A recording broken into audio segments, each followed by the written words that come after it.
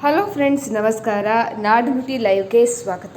ಸ್ನೇಹಿತರೆ, ಇದೀಗ ಆದಾಯ ತೆರಿಗೆ ಪಾವತಿದಾರರಿಗೆ ಇದೀಗ ಮಹತ್ವದ ಸುದ್ದಿಯೊಂದು ಇದೆ. ಏಪ್ರಿಲ್ 1ರಿಂದ ಹೊಸ ಆದಾಯ ತೆರಿಗೆ ಕಾಯ್ದೆ ಜಾರಿಗೆ ಬರಲಿದೆ. ಹಾಗಿದ್ರೆ ಇದರಿಂದ ಆಗುವ ಬದಲಾವಣೆಗಳೇನು? ಈ ವಿಡಿಯೋವನ್ನು ಕಂಪ್ಲೀಟ್ ಆಗಿ ವಾಚ್ ಮಾಡಿ. ಅದೇ ರೀತಿ ನಮ್ಮ ಈ ಮಾಹಿತಿ ಇಷ್ಟ ಆದಲ್ಲಿ ವಿಡಿಯೋಗೊಂದು ಲೈಕನ್ನು ಕೂಡ ಕೊಟ್ಟು ಸಹಕರಿಸಿ. ಭಾರತದ ನೇರ ತೆರಿಗೆ ವ್ಯವಸ್ಥೆಯನ್ನು ಇನ್ನಷ್ಟು ಸರಳಗೊಳಿಸುವ ಉದ್ದೇಶದಿಂದ ಕೇಂದ್ರ ಸರ್ಕಾರ ರೂಪಿಸಿರುವಂತಹ ಹೊಸ ಆದಾಯ ತೆರಿಗೆ ಕಾಯ್ದೆ 2025 ಈ ವರ್ಷದ ಏಪ್ರಿಲ್ 1ರಿಂದ ಜಾರಿಗೆ ಬರಲು ಸಜ್ಜಾಗಿದೆ. ಈ ಹೊಸ ಕಾಯ್ದೆ ಪ್ರಸ್ತುತ ಜಾರಿಯಲ್ಲಿರುವಂತಹ ಸುಮಾರು 6 ದಶಕಗಳಷ್ಟು ಹಳೆಯ 1961ರ ಆದಾಯ ತೆರಿಗೆ ಕಾಯ್ದೆಯನ್ನು ಬದಲಾಯಿಸದಿದ್ದರೂ ತೆರಿಗೆದಾರರು ತಕ್ಷಣವೇ ಯಾವುದೇ ತೆರಿಗೆ ಸ್ಲ್ಯಾಬ್ ಅಥವಾ ತೆರಿಗೆ ದರಗಳಲ್ಲಿ ಬದಲಾವಣೆಯನ್ನು ಕಾಣುವ ಸಾಧ್ಯತೆ ಇಲ್ಲ ಅಂತ ಹೇಳಿ ಸರ್ಕಾರ ಸ್ಪಷ್ಟನೆ ಪಡಿಸಿದೆ.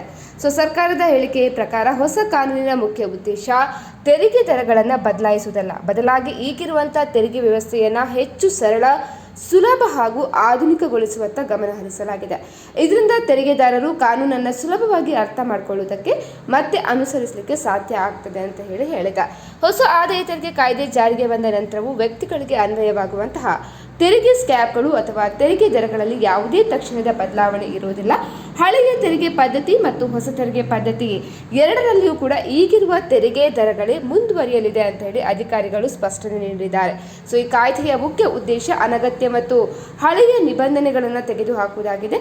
ಕಾನೂನಿನ ಭಾಷೆಯನ್ನು ಸರಳೀಕರಣಗೊಳಿಸುವುದು ಮತ್ತು ತೆರಿಗೆ ವ್ಯವಸ್ಥೆಯನ್ನು ಮರು ಸಂಘಟನೆ ಮಾಡುವುದು.